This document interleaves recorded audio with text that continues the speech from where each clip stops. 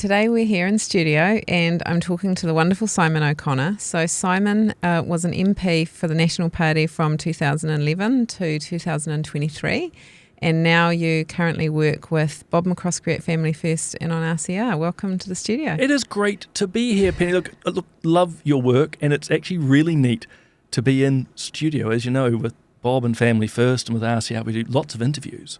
So I have to say, for me, one, it's nice to be on the other side, and two, to be in a real studio in person. It is so cool. Yeah, it is cool. It's a bit different and it's a bit personal. And yeah, when I contacted you, which we'll go through why in a minute, but when I contacted you, I was like, hey, let's not do it online. Let's actually come together and do it. So yeah, hopefully people will enjoy what we've got to talk about today, if not the topic, but the way that we do it. We'll soon find out. Yeah, so we'd met before, I think we first met at the Family First conference a year or so ago, but we're all in each other's sort of vortexes, I suppose, with what we deal with. But the reason that I asked to speak to you was because I've been researching the conversion practices prohibition legislation for a little while now, and I go more from the point of view of following the money and the global perspective as far as the United Nations push through. And so anyway, I went over to Canada in June and I testified at a national citizens inquiry over there because I had found also that the same imprint of how it came through in New Zealand was happening in Canada and around the world. And then not long after I got back, I saw a short on YouTube and it was you talking to Bob about how when you had voted no for this legislation, you received death threats. Yeah. God, there comes all the memories flooding back.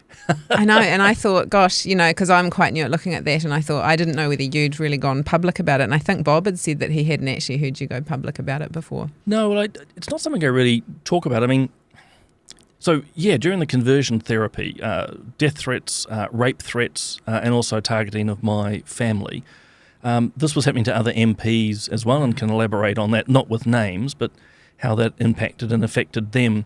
But it probably reflects a bit of my personality, Penny, is I'm not someone who ever plays the victim narrative. And if I could be political for a moment, there are other political figures who, if you look at them the wrong way, are racing to the Herald or to Stuff or to TV One to claim victimhood and how terrible it is.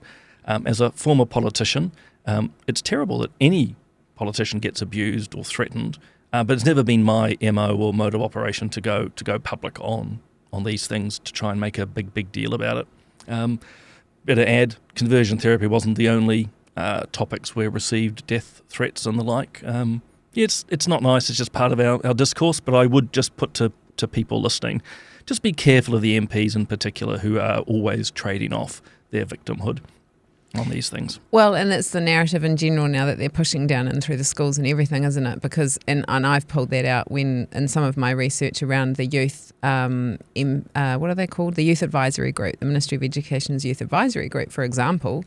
And if you look at their bios, they're a litany of their victim stories. They're not a bio of it's not on merit. It's not meritocracy anymore. So how are our kids going to thrive if the leaders of the country are working from that mentality? Oh, look, absolutely. In fact, you see it in the politician, by and large, not all and every politician by any way, but yeah, victimhood is now a currency. And I've been meaning to write about it, actually, because, when I was growing up, it was all about heroes. Everest was conquered by Hillary, Shackleton, and all of these amazing people who had done amazing things. They were heroes. Whereas now the heroes, in inverted commas, the anti-heroes, are the victims. They say the litany of those intersectional issues are just so tiring, but it's everywhere now. And just what you said about the fact that you've obviously you would have had anyway, but you learn to have a thick skin when you get abused and thrown things at, but they don't, and they run to the media. It's crazy that we should have to grow such a thick skin.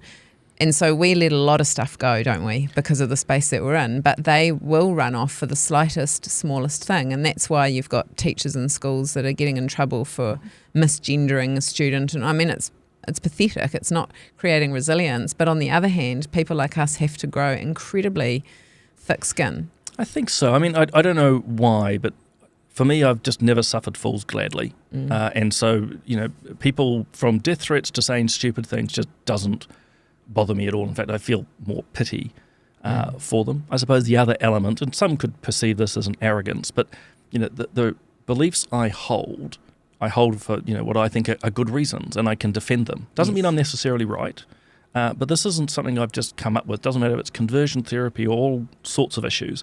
I've usually thought about them quite deeply. Yeah. And for me personally, that gives a strength, if you will, to be able to stand my ground and not going to give way. But just quickly too, on these, particularly the MPs who run to the media claiming victimhood, because as you say, they've been misgendered or someone, looked at them slightly wrong. They're also bullies, because what they're doing is usually taking that dynamic to try and silence those they don't like. Yes. And so it's a very bullying dynamic. In fact, at the worst case, it's an abuser's dynamic. You see it with some of the protests around New Zealand, very aggressive behaviour towards police, for example. And then the moment the police intervene in the smallest way, those aggressive bullies turn into crybabies. Oh, I've been hurt. And that's a classic abuser's profile. It's the victim triangle that they're always in, right? They're either the oppressor, the oppressed, or the saviour. And they move around in that triangle from being it's a crazy cycle, and once you see it, it's so obvious. But the bullies still in our country get away with it. Oh, they do. And I mean, you will know it directly in the space that you work in, with Bob and Family First, trying to speak into a whole array of issues, particularly around this gender space. It's maddening, because having a rational conversation, we can, but into the wider space, it's almost impossible, which is what was happening around conversion therapy at the time. Yeah. So just to go back a little bit, what led you into politics? Oh, that's a good question. Look, I've always been political. If my parents were here, they would tell you, from a very young guy, I was just very political, just interested in the politics of New Zealand and around the world, never shy of an opinion. So I think it's just something, if you will, innate. But probably the turning point, as I spent most of my 20s, of all things, training as a Catholic priest, which is fairly unusual. I'd like just to say I still look good in black, despite the fact that I'm wearing white today. But no, I trained as a priest, and for 9 years, and it was an amazing experience of not only all the studies in theology and philosophy and all the languages, but day after day of what we'd call pastoral experiences. So a chaplain at Mount Eden Prison, time down in Waiouru with the military, dealing with the ladies of the night on Karangahape Road, because get this, the seminary was basically on the corner of Karangahape Road and Ponsonby, which I thought was quite a funny place to put a Catholic seminary. And then hospital visits, hospices, homeless shelter, all of that. And look, it was quite affecting. It changed me in a lot of ways. But I became, I suppose, more politically active through that, going, hey, rather than perhaps just helping as a cleric individuals and families, maybe I could make a bigger difference in the parliamentary space. And so that was one of the key reasons why I ended up leaving the seminary just before I was ordained, because you shouldn't be priest and politician. So keeping to a P theme, I went from, if you will, priestly life into the public service for a while, then into the private sector, and then into politics. And I'll end on this. Politics looks like amateur hour in Dixie compared to the church politics. So, oh, really? Oh, yeah. No, parliamentary life was easier than church life and politics, I can tell you. And so coming out in 2023, do you think that it was an effective way to be part of the change that you wanted to see going into it? I think so. I really enjoyed my time in Parliament. I loved being there. But also, really importantly, I love being out. I have no regrets. I don't worry in the slightest of the loss, because I did lose. I mean, that's important to say.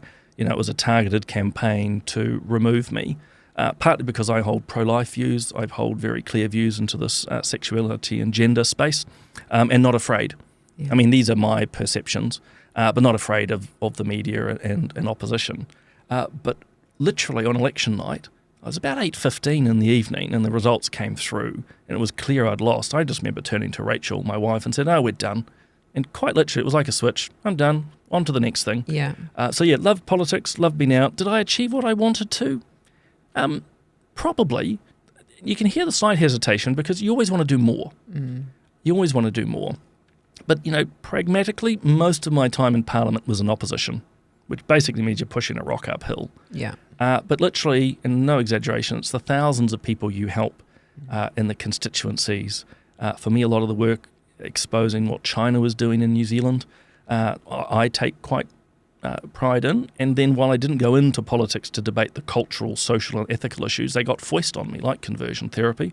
Yeah. And actually I'm quite proud to have stood my ground and expressed my views. That's what our democracy is meant to be about. Yeah, and those people that are standing in their views and standing up for their moral compass are the shining lights right now as more and more people, because I wasn't even political, until a couple of years ago, and I think there's a lot of New Zealand like that we were just busy raising our kids and doing our thing, and now it's like, well, jeepers, we've got to jump in at some level because we see the wheels falling off and we want to help in some way, and it might not be in politics, but it definitely is in more than sticking your head in the sand. I think so. I mean, I do genuinely worry the direction of New Zealand's political travel, and it's probably a discussion for another day, but MMP centralises power into the leaders of the parties. And long and short, whatever the party leader thinks, by and large, all the MPs follow, unless you're someone like myself or a Lewissa Wall who basically go rogue and say, no, we're not going to compromise our values here.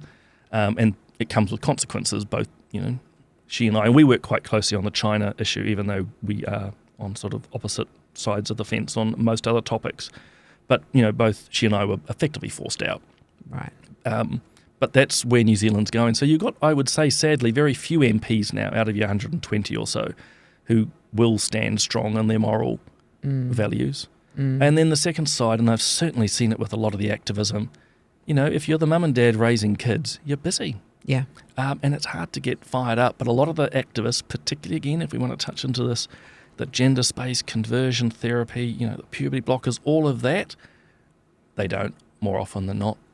They've got all the time in the world. They don't have kids. They've got all the time, money and resources, and they are very, very active. And, mums and dads I come across, I'm sure like you, are interested, but they're exhausted. Yeah. They're working the jobs, they're getting the kids to sport. Little Johnny's got a snivelly no, Mary's just fallen over. It's like, it's hard. Well, I even said that when I spoke at the New Zealand First conference recently. I said this, now that I'm looking at how far back all of this strategy went globally, we were just raising our kids and we were told, get a job or run a business and pay your taxes and keep your nose clean. And so we're not trained activists. We're not trained, or we don't sort of think that that's what we do. But these people are very trained. They're very strategic. Let's just move into what we want to talk about today, which is the conversion practices legislation. So just to summarise for New Zealand, we had 120 MPs needing to vote for bringing through the legislation to ban conversion therapy. And am I correct in saying that there were 8 MPs that didn't vote? Yeah, so of the 120 MPs in the Parliament, 8 of us did not vote for it. Yeah. And we got bollocksed. We got beaten to a pulp. Not that I'm worried by it, but oh my Lord. Well, what I want to do is just quickly show a couple of minutes of your speech at the second reading. And people can watch the whole speech, and we'll put all the links below, but we'll just watch the first couple of minutes and we'll see what Simon has to say about this. Oh gosh. Have you not seen it for a while? I haven't seen it for a while. Let's see how I look and what I say. Thanks, Mr. Speaker. I'm actually not going to be voting for this bill. It probably isn't a surprise to members across the other side of the House. It's partly a consistency issue. Voted against it at first reading because I thought the bill was problematic, and now that it's come through Select Committee, I think it's arguably more problematic, and I might just expand on that. But I want to pick up and I want to acknowledge the previous speaker and the work that she's done, looking at the bill, or taking the bill through Select Committee. But she used, I think at one level appropriately, a quote from Harvey Milk talking about dialogue. Well, the irony of this bill is it's not actually about dialogue, it's trying to limit speech. It's actually stopping dialogue. The explicit intention of this bill is to stop dialogue, it's to deter. And that's probably the underlying reason why I have concerns about this bill. It's firmly in the area of free speech. And I've always been very wary, and will continue to be very wary, of any legislation that comes into this House which seeks to limit or compel speech. And arguably, and we've heard it from a couple of others who have spoken earlier, the definitions that have come through the Select Committee process make it more ambiguous, and maybe we can tease that out a little. Look, first and foremost, if this bill was truly and simply about conversion practices, as I think most of us intuitively and connotatively understand, it'd be a no-brainer to support it. It'd be relatively easy. The bill, unfortunately, goes so much further than that. And arguably a lot of it could be solved by tightening up some of the definitions to give surety. And my colleague, the Honourable Paul Goldsmith, has touched on some of that. Because we did hear from some amazing submitters, and when you read through the submissions themselves, deeply, deeply felt. And some who are actually proud supporters of the LGBTQIA plus community spoke against this bill because it went too far. They don't themselves want to be converted, but they do want to have conversations. It's as simple as that. I've got lesbian and gay friends who are concerned about this bill because actually that community, the LGBTQIA plus community, is not a single cohesive unit. As one acquaintance put to me as a gay man, he said, actually in today's day and age, I'd be afraid that I'd be told, actually, I'm really just needing something gender affirming. I'm not actually a gay man, I'm a woman, and I just need to explore that. He feels his identity as a gay man could be erased with the modern zeitgeist at the moment that's more around transgender issues. That's his experience. It's only one of them. But I do put to those colleagues voting for this bill, how does he and others have a genuine dialogue without the fear that he or those talking to him are going to be captured by this bill? Because as I keep saying, unfortunately, and I do want to stress that because as I keep wanting to repeat, if this was a narrow, well-defined bill around conversion practices, we'd be fine. We'd be fine. But it's now about sustained effort. It's about wider treatments. It's in fact, and it was also put forward by the previous speaker around examples of conversion practices of someone who even works to stop the encouragement of, someone who may encourage here gender-conforming behaviour. Does that capture biological women who want to use biological terms like she and her? Is that going to offend people who actually want different pronouns? I was going to stop it there. Quite interesting listening to that in 2025 when you said that in 2023 because you rightly predicted how this bill was going to be used, right? Well, I'm still struck how brown my hair was compared to now. But anyway, so I shouldn't get caught up on such minor things. I still had brown hair back then too. Yeah, I mean, I'm trying to find it. There's a prescience, and I don't say that with an arrogance, in that to me back then when I was giving this speech, it was just absolutely obvious, first and foremost, which way the bill would go, and also the absurdities which we would see. And I actually don't think, Penny, we're at the end of the absurdities yet. Once you drink the Kool-Aid around this gender ideology and intersectionality, basically it's got to go beyond absurd, if one can even say that. But I remember at the time being absolutely abused afterwards by colleagues in the media, particularly around sharing that gay acquaintance story. And it was, as I think I said in that speech, it was very heartfelt from this person who approached me and shared. But that challenged the narrative too much. It's one thing to have, attack me as let's say, a conservative Christian, but all of a sudden there could be someone in the gay community saying these things. Ooh, that was not to be accepted, and therefore it had to be shouted down, which I think was quite an insult to him. But strikingly now, 2-3 years later, there are many now in the lesbian and gay community, or many wider people saying exactly what I was saying back then. They will basically say, you're not gay or lesbian, you're just a man or woman. You're born in the wrong body. Born in the wrong body. Yeah. And so what was attacked and seen as rather weird back then is now very mainstream thought. It is a mainstream in our world conversation of how to actually articulate what we're saying there. And I actually only put a post out on X recently, last night, saying that we really need, like we've got the group Gays Against Groomers, we've got a little group here called Lesbian Resistance, and we do research with them.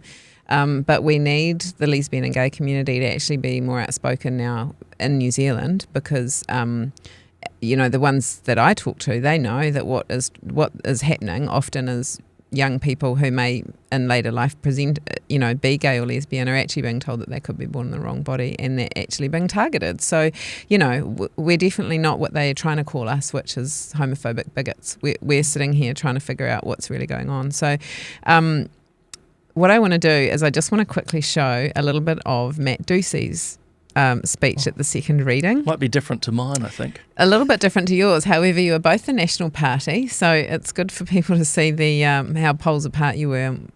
Matt Ducey, a 5-minute call. Thank you very much, Mr. Speaker. I rise in support of the Conversion Practices Prohibition legislation bill. Mr. Speaker, to start off 2022, I think it's a reminder of what an absolute privilege it is to be a Member of Parliament and the House of Representatives. And I want to acknowledge everyone here tonight for this considered debate about a very important issue. My sense is both sides of the argument have a lot of commonalities, and it's right that we debate this bill in the second reading and go on the Committee of the Whole House to test the integrity of the drafting of the bill and the integrity of the legislation that it will deliver what it says it will deliver. I stand here tonight as the Mental Health and Suicide Prevention spokesperson for the National Party, also the youth spokesperson and the inaugural Young Nats patron, a role I was excited to accept. I did say to the Young Nats, though, if I accepted this inaugural role of their patron, I wasn't signing up to going out drinking with them. I'm way too old for that now. But these are a group of young people who are absolute passionate about their country, as I'm sure all the other youth wings are as well. I also stand here tonight as an individual who's been on both sides of the therapeutic alliance, someone who's been a consumer and someone who's been a mental health practitioner. As we do say in mental health, it is a fine line between provider and consumer at times. I also stand here as someone who's a proud father of 2 young children, a boy and a girl, and I do look forward to celebrate their sexual orientation, their gender identity that they will decide, and someone who grew up in a faith-based community and still goes to church. Mr. Speaker. That's about enough of that. It's quite funny if it's not so tragic. So for people, particularly for people watching overseas, this guy is currently the Minister of Mental Health, which my understanding is that was a portfolio created and he was the first one to have that role, and he's the Associate Minister of Health. So he's still in there earning a few $100,000 a year, and he believes that his children are going to tell him one day what gender identity that they choose. Quite poles apart from your aspect. And I mean, what we were 2.5 minutes into there, and he hadn't really said anything about the bill. He was just sort of pontificating about the privileges and all the blah blahs. So he was using his 5 minutes poorly, I would say, unprofessionally.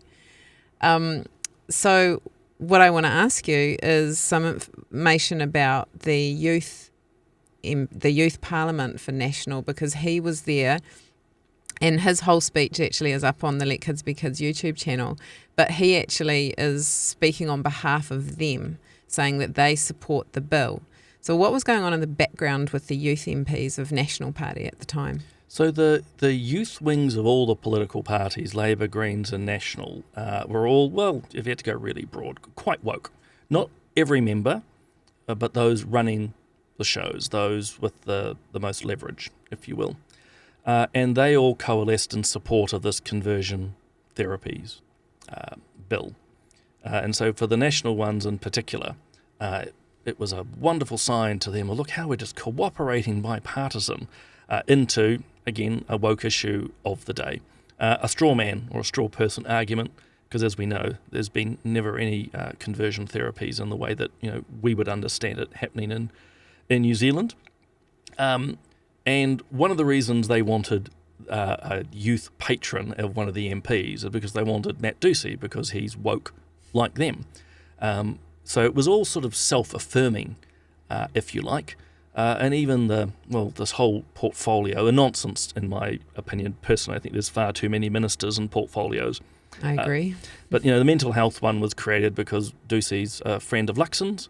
And secondly, At that, They look like brothers, actually, just to be fair. there has been confusions at times, Yeah. but they were mates, and at the same time, to be fair, Labour was doing a pretty poor job in mental health. So this was a political leverage point, and suggesting that you could have a minister of mental health, looked like you were doing something. Of course, for those of us who've been in politics long enough or have half a brain, simply saying these things doesn't make any difference. And here we are, 18 months into this new government, and the mental health situation is pretty bad for a man who claims to have been on both sides. I don't see any value there, and you can see I'm not particularly supportive of Ducey. I think his prevaricating on puberty blockers, the virtue signalling at the cost of his kids and many others, should be called out. So that speech he gave, vacuous, to be honest, but it's exactly the speech that the politicians who knew they'd already won were giving.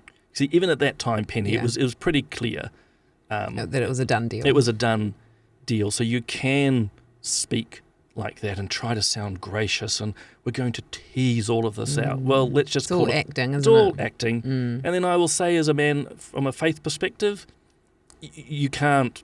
Well, you can say what he said, but that's again trying to gaslight. In this case, people of faith, Ducey saying, "Well, I've got a faith and I support conversion therapy." It's like, okay, Yeah, it's Go- horrific manipulation, isn't it, of certain parts of the population. I just want to actually go back to, we'll talk about the youth MPs, but I just want to go back to when he said he's been on both sides of the therapeutic fence there. So he's been what he's saying is, I've been a patient or a client within the mental health system, so therefore I've had mental health issues, which, okay, people can have mental health issues and go on to have a fulfilling life and be in a parliamentary role, but it goes right back to what you said at the start, which is they're using that as part of their bio. I don't personally think that whether that's been his background or not, to utilise that to push a point across and then to also be the First Minister of Mental Health, to me it sets a very low bar. It does. It is part of that victim narrative. It is also, it's that whole lived experience idea. I mean, of course, we need people from all ranges of life and experience to feed in. But these sort of statements are put out as, well, my lived experience, in this case as a patient or someone who's had mental health issues, therefore means I know more. It's a justification. Exactly Yeah. right. And also, let's be blunt, and you see it across the spectrum in a lot of the caring professions. It's the classic physician heal thyself, which does worry me deeply. Of course, you want people who have gone through experiences and can learn from that. But so many people I've come across, and again, social work and various other areas, they're just trying to heal themselves. I was just going to say exactly that. They're still on their own healing journey, and they're actually out there trying to heal others while they're still on their journey, and it very much is happening in this space. So just going back to the youth MPs, how does it work? Like, when you're from the outside, I've no idea, but are there certain MPs in the party that are sort of the key ones that are dealing with the youth MPs, and if so, who are they? And because you've told me some stuff previously when we talked about how kind of it was split between the woke and the non-woke, and you named a few quite key MPs that are still in there that I'd like to talk about. So the youth wing, so they're not youth MPs as such. So, political parties have their youth wing, just as they have their sort of aged wing. So in National, Yes. for example, you've got the Super Blues. Members Members of the party. Members yeah. of the party, so they're the 60 plus, and then you've got the young Nats, and they have traditionally been, and they are actually wonderful, energetic. They're full of ideas. You couldn't campaign without them. They're the ones who turn up every election and help you with signs and waving, hoarding. So really great people overall. In this particular space, the dominant narrative was very much we must have conversion therapy, and everything we're familiar with. So those leading the young Nats, very much all aspects of the LGBTI plus agenda, for want of a better quick phrase, conversion therapy, and so on and so forth. Very much all for that boots and all. As I said just a few moments prior, very much then linked in with Labour and Greens and getting a lot of, they felt, kudos for, again, bipartisan. So important for people to hear this. Oh, I think they need to understand because National Party. Oh, yeah. Well, supposedly a Conservative party. I think it's by and large losing it. But one of my memories is, the Young Nats is not a singular viewpoint. Just like you've seen here, my view versus Matt Ducey's, but we're in the same party. Same with the Young Nats. But what was striking is the Young Nats who held, let's say, a traditional view, and I even hate phrasing it that way, Penny, the idea that there's biological men and biological women is an idea that humans have held for millennia and only changed it in the last 3 seconds. P.S. It's just the truth. It is the truth. Yeah. But you can just see, and I used the word vacuous earlier. That's part of the problem around this debate. Is there isn't really debate. There's discussion on facts, logical realities, and then there's just vacuous emotional statements. But the Young Nats, not so much split 50-50, but those who held reservations in this space or were opposed, basically just abused. They were told they were bigots, homophobes, all the by usual. the other Young Nats? Oh, by the other Young Nats. Right. It was, I mean, So look, it was peer bullying of the conservative Young Nats from the more liberal Young Nats. yes. Oh, Right. absolutely. And look, figuratively beaten to a pulp. There was a party conference around that time. So National, like all political parties, holds its conferences. And it actually became quite an issue with the MPs as well, because long and short, conversion therapy had become the symbolic topic to show just how progressive you were. Yeah. That you were more than willing to send biological reality out the window and screw women's rights, which is ironic when you think about some of the debates in the women's rights space. But anyway, the conference effectively got hijacked by the Young Nats, that real radical progressive wing. I think the president of the Young Nats at the time gave pretty much a disgraceful speech from the front stage berating MPs who dared to hold a different view. That's who he's representing there. Oh, absolutely. He names her, yeah. Yeah. I mean, himself at the time, Chris Bishop, Erica Stanford, Nicola Willis were quite strongly supportive of them. I don't think, to be fair, on those MPs who were aligning themselves with that part of the National Party youth wing realised how aggressive and abusive the Young Nats were being to other Young Nats. So they were running around with these, I don't even know what the ribbons were. Seems to be a ribbon for every cause these days, but literally trying to force delegates, MPs and Young Nats to wear this ribbon in support of the law.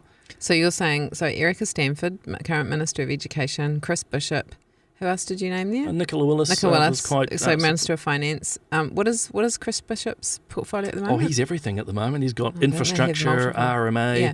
So they were some of the MPs that were on the side of the Liberal. They were pushing the LGBTQ. Oh, very narrative. supportive of it. I mean, Yeah. quick search. Important for people to hear that. Oh yeah, well, even if they jump onto the National Party's Facebook page, you jump to their wherever there's a Pride parade, you can quickly work out which MPs are supportive of it. Well, I've put a short out actually that someone else had recorded at the Pride Parade this year, and it's got Erica Stanford, Chris Bishop marching around, and it's a key one for us at Let Kids Be Kids, because many parents who are conservative, or not even need to be conservative, who just believe in biological reality, are appealing to her to listen, and she's putting out there saying that she's listening, but she actually...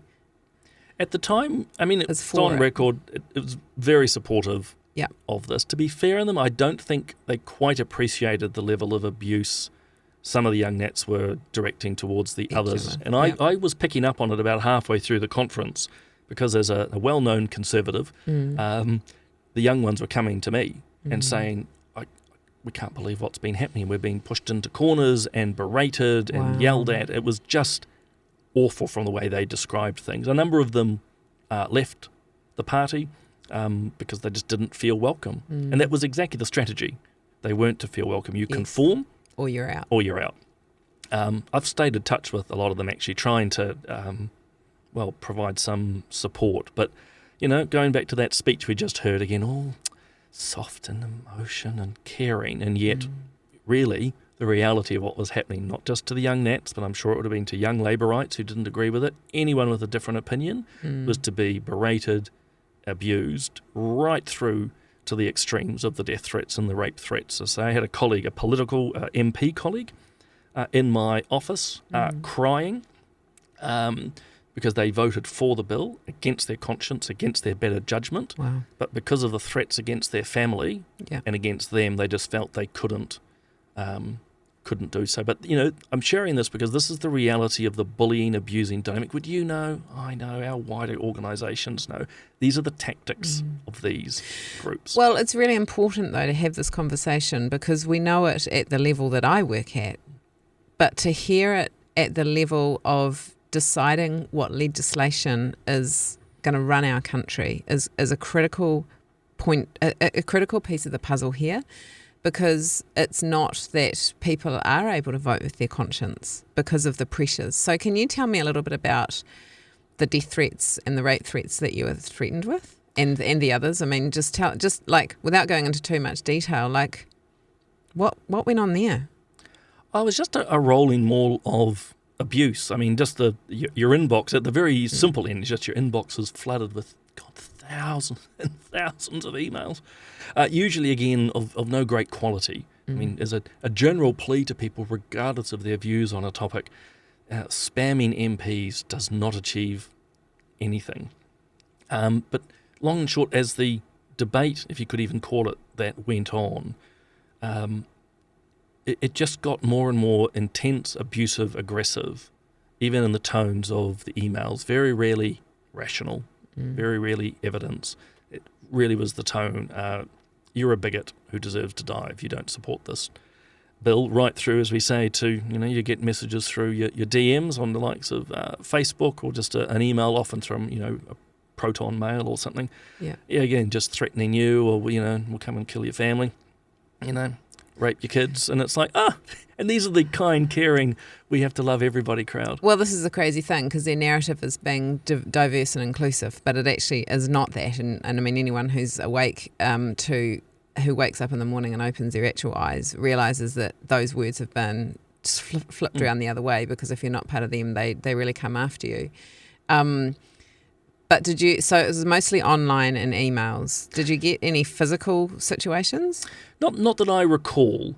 My general experience across a wider range of issues, not just this, is most of the keyboard warriors that just hide.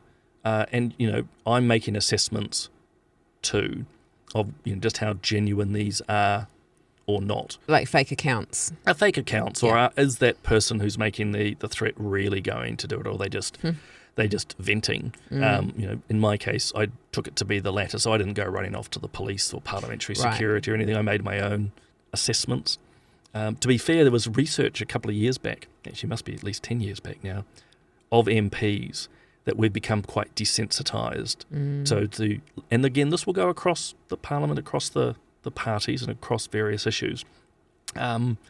We've become a bit desensitised to it. If people receive the level of vitriol that MPs got, they'd be appalled. But we just get sort of used to it. Someone else threatening to... It's almost like if you haven't had one of those emails, you're not trying hard enough. Yeah, that's right. It's like, so it's sad. I mean, look, to be fair, Penny, there were clearly going to be people who are for conversion therapy laws who genuinely believe that. I didn't find a lot of rational argument for it.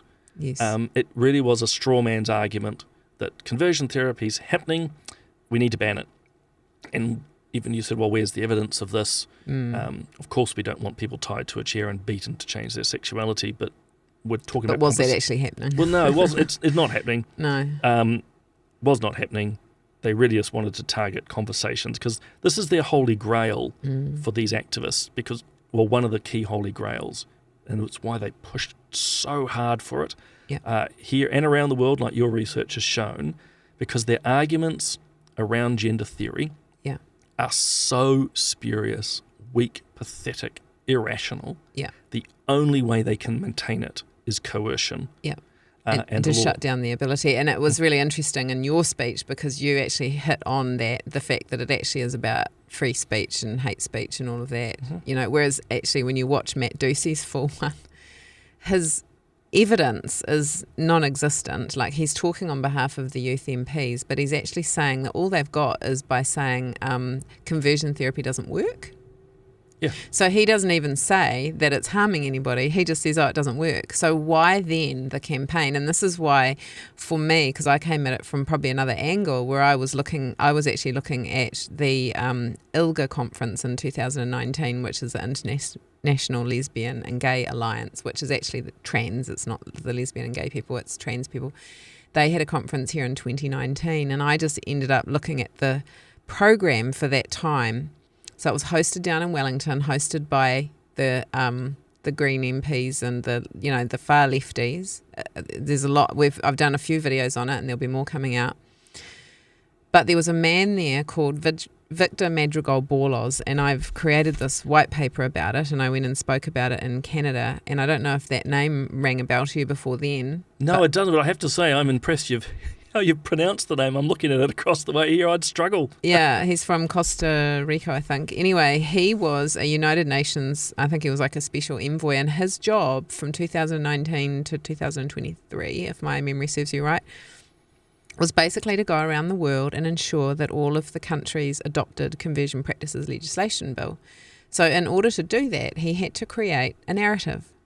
And this goes into a lot more of what I do and the research around the victims' stories, how they weaponized the media against us, and then how they funded it. So they would have funded the likes of Chanel Lau to create the Conversion Therapy Action Group. Mm-hmm. They actually whipped up and created the stories. It's not organic because the same imprint is in every single country, and I believe right now in Ireland they're looking to put the legislation through. It hasn't gone through yet. So it's so much bigger, and there's Simon sitting there as an MP getting death threats and thinking, what the heck, and knowing that there's something bigger going on. But it's fascinating looking back on it and seeing how the United Nations had a direct impact through the lobby groups, mm-hmm. through the youth members of the more conservative party that was in power, not even the Greenies and the Labour Party, but the National Party. To me, that should be headline news. It's crazy. It is, and there is that link. I've just come back from a legal symposium in Utah, of all places, and long and short, talking to different people there, worried about conversion therapies coming to their countries, but it's the same playbook. It's exactly mm-hmm. the same playbook, and like your research shows, it's because there are key players in the background, and more often than not, it does start with the UNs or NGOs. They come up with some sort of concept or definition, and then they begin to seed it. And again, as you've spoken to it far more articulately, and it just becomes sort of accepted truth, and it hasn't really been verified. And one of the reasons this fellow, amongst others, will want more countries is because that becomes part of the argument. Oh well, New Zealand needs this law because Australia's got it, or Canada's got it, or UK's got it. Yeah. And that's always been part of it. It used to drive me bonkers as an MP. It's like, I don't really care what these other jurisdictions do per se. We should make our decisions whether it's right for us. For our population, yeah. And I mean, in Canada, so they had an amendment to, I think it was a C4 bill, but that was unanimous. So they didn't have anyone in their parliament that voted against it, which is crazy. But I think that was, sorry to jump in, I think that was whipped. The party leaders at the time went, we're not going to win on this. I think the Conservative Party, I don't know who was leading it then, but long and short, they went, look, we're not going to win. We don't want to get a massive distraction. And, there will have been MPs who disagreed, who would have been whipped, not literally, but whipped in the sense of told. That's right. That's right. The first victims would have disagreed, but they probably bought the political argument, which is we've lost. Let's not make a huge issue about this. We'll win some, we'll lose some. Yeah. The other thing that Victor Madrigal-Borloz, his background before that was around torturous acts in third world countries. And so what he was doing was he created the narrative that conversion therapy was a torturous act.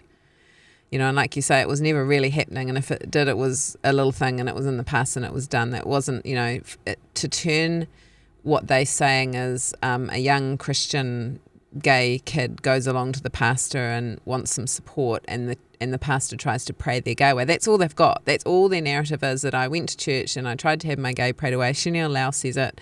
They all say the same thing. I wouldn't think that the definition of that would be actually regarded as torturous.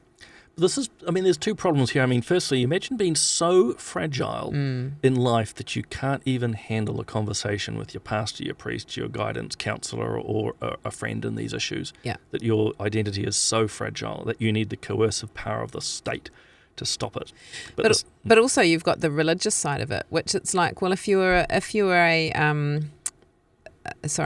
when you don't go to church, if you were a secular person, you wouldn't head to the church to have that. You would go to a secular counsellor. So that it was a total hit on spiritual leadership. Oh, is it? Look, one of the key reasons it's part of their Holy Grail is it very much is an attack, particularly on the Christian churches. It will impact, obviously, other faith traditions, but directly impacts the Christian churches because they have a very clear view, whether people like it or not. You know, the traditional churches hold very clear views into this space. Now it's being shut down. Yeah. I mean, granted, it's in Australia, but, you know, an archbishop, Catholic archbishop in Tasmania was hauled over the coals because he was preaching on the nature of marriage. I mean, you'll know Sal Grover, Carolee Smith, both people we know. Yeah. I mean, again, they're being vilified for just holding, again, basic views. And this is the downstream reality of conversion therapy laws and mindsets. Yeah. But your other point's really important too.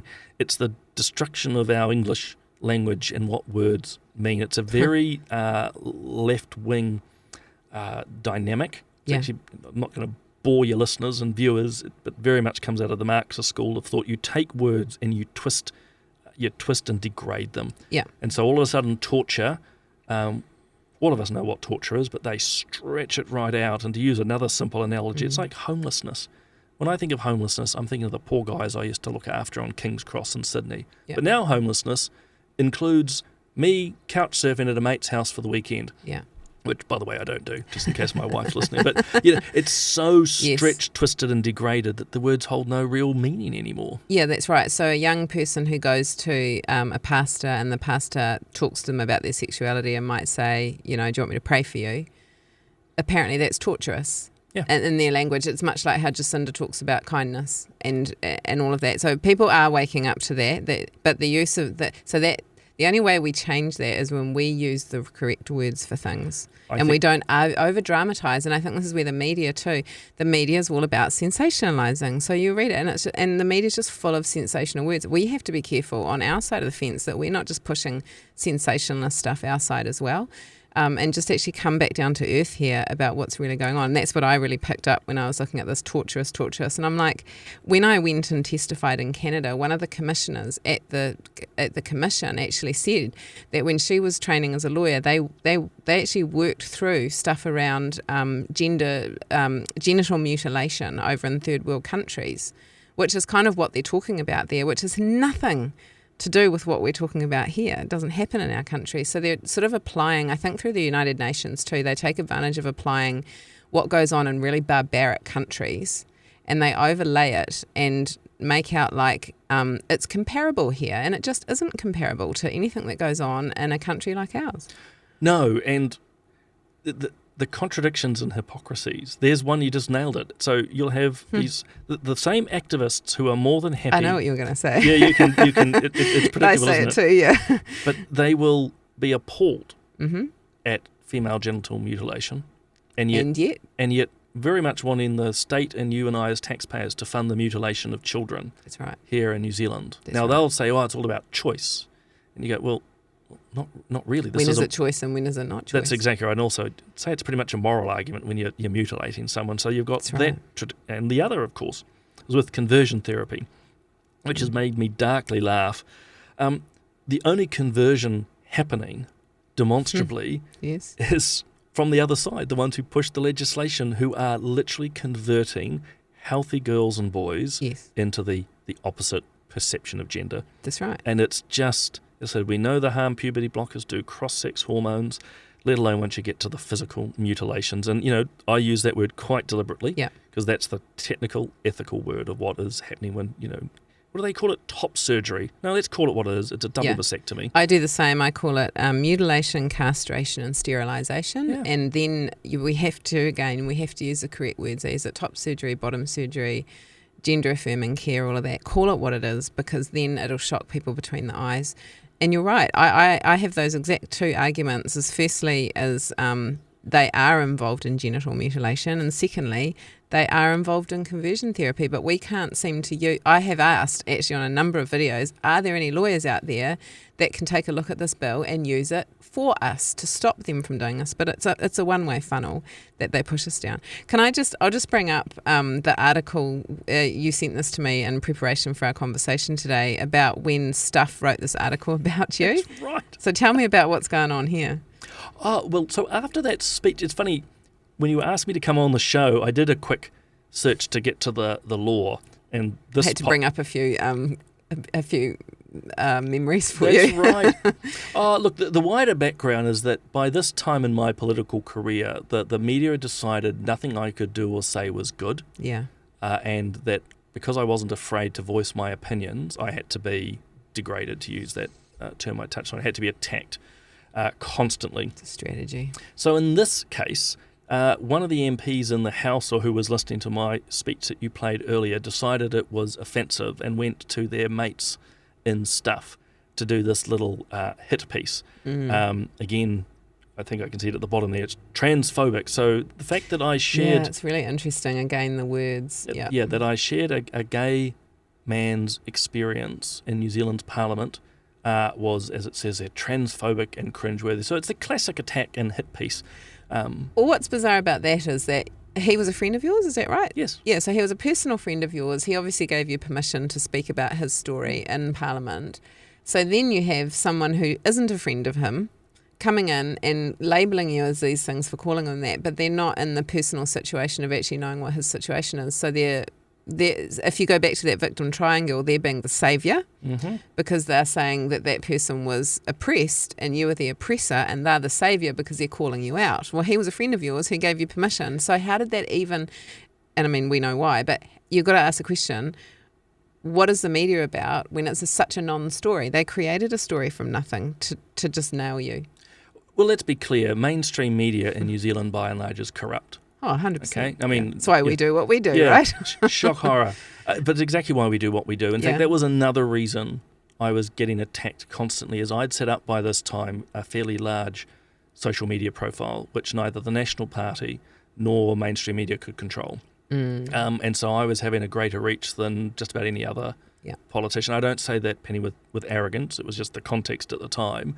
And so I had to be taken down. So were you one of the first ones that pretty much did your own profile then?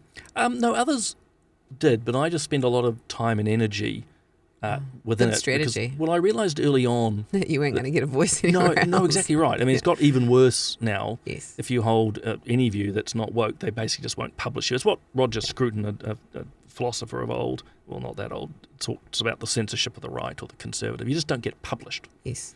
So I went, I just go around them. We've got this thing called social media. And particularly for me... Love it or hate it, it has given people their own works. voice, their own way. Well, putting on my RCR and Family First hat, the sort of work you do as well, it's a way to go around, and they don't like it. So yeah, this was just a cheap hit piece. Into the Broadcasting Standards Authority. Oh, yeah. Oh, God. Yeah. Again, even just reading this, where is it? Controversial pseudoscience practice, trying to give a legitimation to the concept of conversion therapy with those words. The whole thing is written as just a dirty little hatchet job. As we touched on really early on, this comment, this angle is now well accepted by people in the lesbian and gay community. In the wider political space. If you look up the commentaries, even coming out of the UK Parliament now, they're saying the same things. People are going, well, hold But woe betide if you say it. And this is where I think as much of the problem as the corruption coming down through Parliament is the gatekeeper is the media, and that's why I jumped in the end. Is you bang on. I was standing outside the TVNZ in 2022, holding up signs saying #follow the money. Please, will some of you just come out and talk to us? And then I just got to the point where I was like, they're not coming. Let's get our boots on and get going. I mean, other people had done it way before me. I was a late starter, but the point is, if the media wasn't as controlled as they were, we wouldn't be in the problem that we're in. No, and this again is what is off a duck's back for me, but this is the collusion between MPs supporting the bill who would have tweeted the journalist and said, messaged the journalist who's, amongst all the things that are happening, decides they're going to waste time to only do one thing, to attack, in this case, me and my view. And you can see it in that paragraph at the bottom, widely trash. That's right, widely trash the LGBTQ, which anyone who watched your speech, the bit that we just played, is you weren't trashing anybody, you were actually bringing common sense. My concern about this is obviously, you talk about your safety and the fact that you were receiving death threats and things like that, but it's actually the people that are still tuning into this, because it's actually psychological warfare, because people who are tuning in and read that would just have an aversion to you, right? Oh, yeah. Oh, absolutely. And so it's about you, but it's actually about what it does to other people's support of you. Well, they do want to trash your own reputation. And, we know with a lot of media now, people only read headlines. Yeah, that's right. That's sort of the TikTok generation. And so they just go, that's Simon O'Connor, that transphobe, homophobic. Oh, exactly right. And they are, the mainstream media, very keen to derive that narrative of anyone they don't like. I had it done. Exactly. So, no, you'll have it done. Politicians at the moment, they don't like, they'll either ignore you, or once they think you're getting a bit too much influence, they'll try to degrade you. But as you say here, no specificity. This is the other thing you'll notice with a lot of media reporting. It's all opinion. It's all opinion, nameless, very general. Yeah. It's like when let's not go down other rabbit holes, but different topics which catch political attention these days, the media will say, there's outrage and all these terrible things which are happening and such is offended. It's like, could you give me a specific at any point? Well, I mean, see, I'm pretty small fry and I'm pretty new, but I had my first Stuff article, which was when I ran a parent meeting, and then after I left town, the gay deputy mayor in Nelson had a go at me and said that he put a complaint in and we didn't come to the meeting. So they were trying to do something there and I just rebutted it in my way. But recently, earlier this year, when I put stuff out about the little gay out thing up at Hobsonville Point, and the media picked up on it because they cancelled the event, and then they just put out this blanket thing saying, there were going to be protests in the poor trans community. They didn't name me. They didn't name Let Kids Be Kids. And I think it's because I'm squeaky clean. If anyone had have gone down the rabbit hole and looked for me, they would have seen what I had to say. If it was Brian Tamaki, it would have been his name in the headlines because he's the guy that they use to be to make everybody seem really extreme. But if anyone goes and looks at me or Let Kids Be Kids, they see I'm not extreme. I'm providing the government data on it. And I think that might have been why they kept me out of it, because they damn well knew that it was me. And then I emailed the reporter and said, hey, have you got evidence of your claim? And he didn't have evidence of the claim. But I never was named. And I thought, they picked up on the story, so they definitely knew who I was. But it was more of a risk for them to name me, I think, at that point. It'll be twofold. One, as you say, they don't want to give you any credit, and there's no dirt that they can try to smear. The other is to try and ignore you into irrelevance. They just, okay, you're doing this good work. Let's just not talk about. Just not talk about it, so that people don't really know. Yeah, it's crazy. It is, but that's why we just got to keep doing things like these podcasts and conversations, and just get the message out there. Just get the message out there and get people to see, the reason I do this is I want people to see that it's actually not that hard to stand in your moral compass and to say words and speak the truth. And the more that you do it, the more that you become fearless about it, because you see, like you were saying, you had death threats, but they didn't come to anything. You didn't have people banging on your door. You didn't have people chasing your stepkids down the road or whatever. It was all online keyboard warriors. These people don't tend to show up. We've had protesters come to one or two of our meetings, and we just go out there and talk to them and say, hey, what's the deal? And we question them, because the best thing to do is show that you're not afraid of them, and then they tend to go away because they're not getting the reaction they want. Exactly right. I mean, for me, the quote I've always tried to live by is, and I'm sorry that it's gendered, but all the manifestations of power, restraint impresses upon men the most. And I found when I have had people come to my office or public meetings to protest and yell and abuse, never lose my cool. Yeah.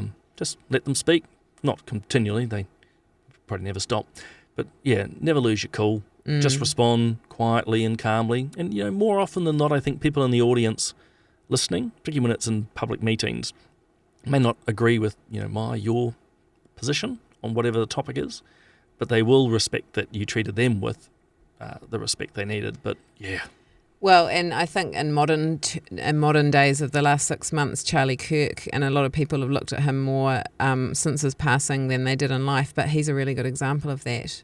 He had a lot of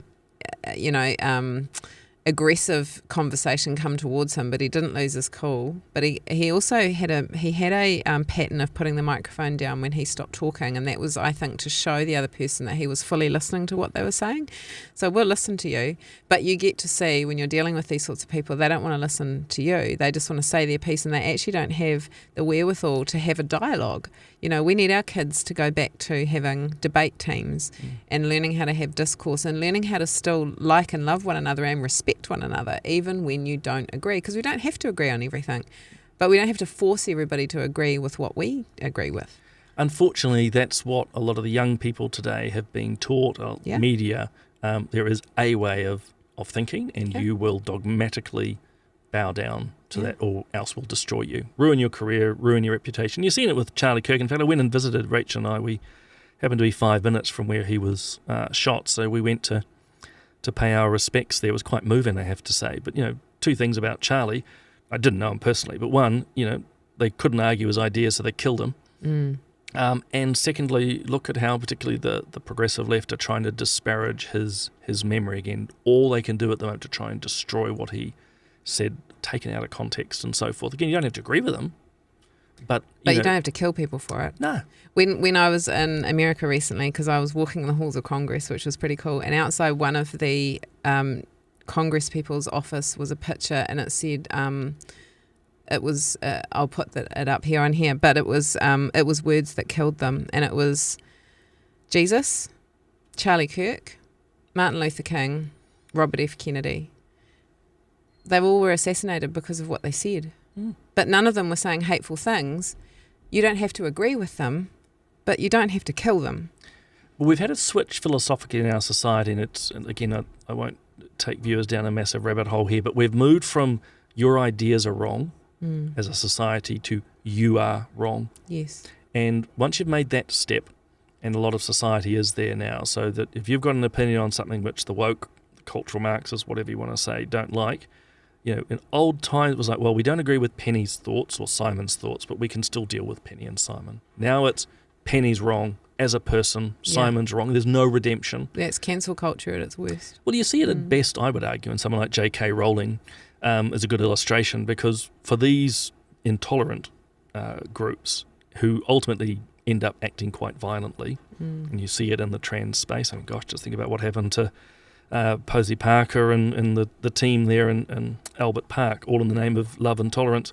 But, you know, for J.K. Rowling, it's not that she's got wrong ideas according to these activists. She is now wrong. And so everything she's ever done, all her work with Harry Potter... She'll be breathing wrong. Everything's She'll be shopping wrong. Yeah. Everything's wrong. So all her work in the past is irredeemable. She now is not redeemable. In the future, there's nothing she can do. You're half a step away from actually removing them, as they did then fully with the likes of Charlie Kirk, because they've made that moral switch between your ideas are wrong to you're wrong, and therefore you must be removed. Cancel your job, get you out of whatever profession you are, or in the extreme, to kill you. And it's absolutely appalling, all in the name of kindness and tolerance, according to these people. And it's crazy to think that we're at that point, and I do feel like we're at that tipping point. But I do hope, and I mean, you and I probably sit in a space more where we're talking to people who have awareness like us, but I do think that the actual fact that we're tipping is raising the consciousness of the people to go, oh, hang on, enough people are going, oh man, maybe that's gone a little bit too far, and am I willing to be violent, or am I willing to lose someone over the fact that I disagree, or could I just take a breath? And I think there's at least two things, and really quick, because I am conscious of your time. One is it is tipping. It's getting so absurd that even those busy mums and dads with their kids are beginning to notice. The second is that these activists, these zealots, are unrelenting. Yes. They will not stop. There was never the point, and I said that in the New Zealand First speech, people need to understand that they will never come to the point where they got everything they wanted. There will always be more. We'll lean and lean and lean until we've completely collapsed that side. And you know, it's not like they're going to lobby for a right and then they get their right and then they're going to go home and enjoy the rest of their lives. That's what kind of happened in the gay rights movement. They got what they wanted, and then that's what the gay and lesbian rights activists are saying now, is that, hang on, then the trans people came in and they usurped their movement, because their movement was, they could hang up and, everything was all good. So people need to realise that, and I think people are. The last bit I want to just talk about quickly before we go is around the Human Rights Commission, and I'll just say one thing here, which was, even when I talked about it at New Zealand First, I hadn't quite twigged that Paul Hunt, who was a Chief Human Rights Commissioner from 2018 to 2023, he was a signatory on the first version of the Yogyakarta Principles, which I mentioned, which where they started to put they put their definitions of gender identity and sexual attraction into human rights law internationally. So given that, because you said it actually earlier on, New Zealand wants to be known as being very progressive. Mm-hmm. So I think that we were actually way far ahead, and we're obviously a test nation as well, as far as how liberal and how far down the track this stuff can come in through our human rights. So it's come through the UN, but we were definitely an early influencer in that space. So, but Bob McCroskey did an Official Information Act request to the Human Rights Commission in July, asking them how many complaints they've had about conversion therapy, because given that this bill went in 3 years ago, how's it actually happening, people? And so can you talk to this a little bit? Well, first and foremost, it is absolutely hilarious because, long and short, there's been something like, I think, 43 complaints since the law was passed. None of them have gone any further. None have been upheld. None have been upheld. None have gone to any mediation. None have gone to police. Nothing. So when you talk back to how sensitive people are to getting looked at the wrong way and that whole victim triangle thing, the people that had put them through would have been people probably on that side of the spectrum, perhaps, because we don't have torture happening in this country. No. And I also know, because I get feedback from counsellors out there who have been hauled over the coals around disagreeing with the ideology or not wanting to do stuff. You can't find a counsellor in New Zealand really who isn't going to go down the trans route. We have parents who contact us saying our child's been psychologically hijacked at school, or it's happened online or through their support groups or whatever, and we can't find a therapist who isn't going to affirm them. So to me, that is the harm when you've gone further down the track. Is it's not that it ever fixed a problem that needed fixing, but what it's done is, like you talked about, it's stopped not only free speech, but it's actually stopped the therapeutic action of helping young people or people who are having psychological issues. There's a one-way funnel to transitioning them as a solution. That's it. Yeah, look, absolutely. It's a conveyor belt, unfortunately. And look, you had that tragic case earlier in the year, and I'm sorry I've forgotten her name, who starved to death. And we could talk on that for a long time, but she starved to death because no one wanted to confront the trans issue. They couldn't effectively talk into it. And she starved to death. And then you saw, and good on the journalist who actually wrote it up, and then the abuse that they received from the same lobby that we've been talking about to try and silence her, because no one is to question this ideology. It's so, again, I keep coming back to their ideology is so weak, quite pathetic, it's feet of clay stuff, that it can only be upheld by coercive force. And my real concern is that, and I try and raise a lot of awareness around the fact that the Human Rights Commissioner actually who's behind it. And just on the V story, around my part of the country, there was a young boy at high school that took his own life this week, and he was struggling with neurodiversity and gender identity issues. Yeah, which is no surprise. So it is happening. I mean, I hear lots of it, but I heard it just down the road from me, and it's happening all the time. Now, these young people, had the Conversion Practices Bill not have been in place, they would have been able to go and get the kind of help that they needed, in my mind.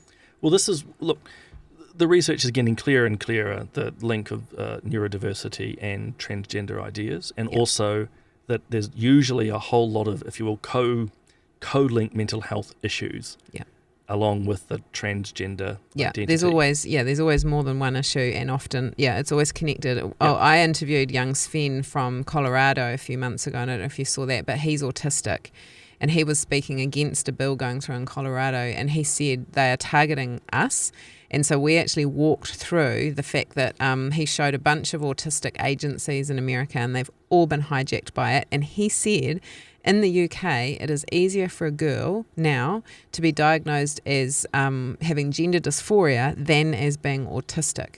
And I believe that why they're doing that is because there's more money in it. Oh, money. For pharma. Oh, absolutely. Again, there are so many we could do many of these. Yeah.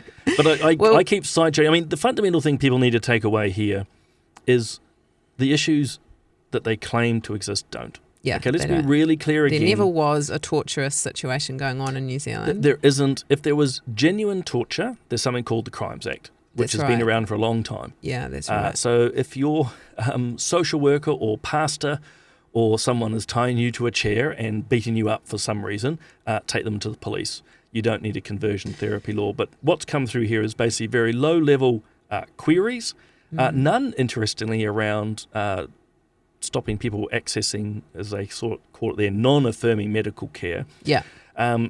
Yeah, there you go. None of these inquiries or complaints are about non-affirming medical care. Some were 19 in the past. were about possible conversion practices. 8 were activities that happened before the bill went through. So queries, I think 43 of them in total over 3 years, which is basically a nothing. And none of them, and by the way, I have no doubt the Human Rights Commission and the activists, if that's not a tautology, would have loved to have grabbed a case if they could. They would love to have a case to make an example. Yeah. Well, they've funded this hotline, haven't they, too? And this is what people, in this financial economy also need to understand: how much government money, how much lobbying money, how much grant money. All these agencies that lobbied all of this are tax exempt, so they're getting government money. They're right in there. The Human Rights Commission, how much is that costing the taxpayer to run? And Too much. And, all of this stuff. And so we've got to start asking these big questions: is why do we have it? Would it be better not to have it? And so, yeah, we'll just kind of wrap up, but just give me some last sort of thoughts on it. Well, really quickly, personally, I'd scrap the Human Rights Commission in a heartbeat, but that's my view. Secondly, it's about $2.5 million was put into this particular conversion office, if you will. So, yeah, as we're having all the strikes at the moment, you might just think how we could have spent that better. And secondly, it was only seed funding. In other words, there's no continued funding into this space, which I think is fascinating because it tells us it's not really that relevant. They can fund it within the baseline of the Human Rights Commission. But the other thing that's really important to understand, and you will appreciate this, Penny, the point of the law, they would love to get convictions, but the point of the law was to create a chilling effect. It's like a threat, sort of Damocles hanging over people's heads. And you can remember, perhaps was it earlier this year or late last year, this Bethlehem College, a Christian school. Long and short, it was being threatened with a conversion therapy law as part of the attack on them because they were holding mainstream Christian views. Again, you don't have to agree with the Christian view. Just don't put your kid there. Yeah, exactly right. But again, not enough. But the threat of this law remains in the background, and you've touched on it really eloquently. It doesn't matter if it's priests, pastors, counsellors, social workers. Everyone's on thin ice, feel like they're walking on glass because actually the activists are desperately wanting to find a case. But this just tells you there's almost there is nothing no happening. case. No, and I've probably talked to at least half a dozen counsellors who aren't brave enough to put their head up above the parapet because of this bill, but they see the harm going all the time. I talked to someone who's on a mental health helpline and it's diabolical out there and there's no tools to help people because of this legislation. Yeah. And, at the end of the day, we've obviously talked political dynamics and, I don't know, money and theories, but right at the heart of this is kids. Yeah. And it comes right back to the name of your organisation. We just want our kids to be kids. Yeah. And yet this is what's being foisted on our society, and it ultimately impacts these young ones who I don't think get to enjoy, play, and live in a way that's deeply meaningful and flourishing. And it's just it's quite grieving, if that's right to use that word as a verb, but it's very sad. Well, I mean, I sort of say, does any of this legislation make life better for our kids? Yeah. And it doesn't. And we need to really ask those simple questions about morality and doing what's right. Is this making things harder for our children? And it is. So why do we have it? So. And my encouragement, I mean, I'm only a step parent, but my encouragement to people both from that experience, I suppose, with my family first hat and others on, is, just obviously love your kids, that's always a given, but lots of conversations with your kids, particularly around what they're being taught in schools, what they're hearing through their social media channels, because they've been fed a whole lot of, I normally swear too much, but let's just be polite, a whole lot of rubbish. Yeah. And, as parents, we've got to step in and intercept that, or at the very least have conversations with them so they understand the other side. Yeah. Yeah. Well, and even in the last 6 months, the AI side of what they're seeing is worse. So it's not even that you might be seeing it from someone who's ideologically captured. It might be from someone who's not even real at all. So, exactly. But that's a conversation for another day.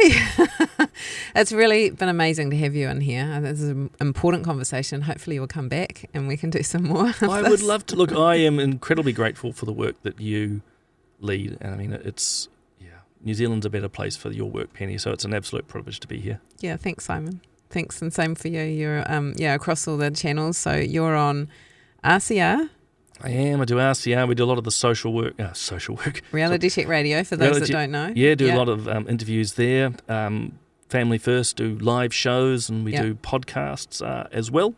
Yeah. And then I have some other clients who are my consultancy. But let's just say I work in the shadows. I'm there giving them advice around campaigns and strategies and stuff. So Well, you're awesome, and you're a shining light for someone who's going to stand on your principles. We need more principled people who are not going to, bend to the wind and to the pressures out there. So thank you. Oh, pleasure. Again, great to be on the show.